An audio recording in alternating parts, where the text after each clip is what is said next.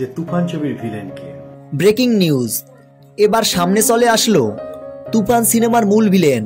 তুফান ছবির হিরো বা নায়ক তো সবাই মোটামুটি শিওর হয়ে গেছেন, one and only Shakib Khan. তাহলে ভিলেন কে? তুফান সিনেমার অভিনেতা রাজস্বীর কথায় ধারণা করা হচ্ছে যে তুফান সিনেমার মূল ভিলেনের চরিত্রে থাকছেন কিংবদন্তি অভিনেতা মিশা সওদাগর। ভিলেন কি এই বিষয়টা যেহেতু প্রকাশ করা হয়নি এখনো, বিভিন্ন নাম উঠে আসছে, চঞ্চল চৌধুরী, আফরান নিশো, যিশু সেনগুপ্ত। এক সময়ের ভীষণ বড় অভিনেতা নেগেটিভ চরিত্রের ভিলেন মিশা সওদাগর। সম্প্রতি সোশ্যাল মিডিয়ায় একটা ভিডিও প্রকাশিত হয়। ভিডিওটি প্রকাশের সাথে সাথে মুহূর্তেই লুপে নেন সকল সিনেমা প্রেমীরা। ভিডিওটিতে দেখা যায় তুফান সিনেমার ভিলেনকে এ নিয়ে সম্পূর্ণ আলোচনা করেন অভিনেতা রাজস্বী।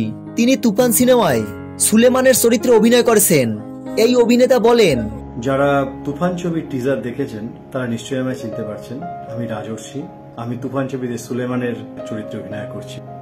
তো ভিউয়ার্স, তুফান সিনেমার অভিনেতা রাজস্বীর কথায় আপনাদের কি মতামত জানিয়ে ফেলুন ভিডিও নিচে কমেন্ট বক্সে কমেন্ট করে। ভিডিওটি ছিল এই পর্যন্ত।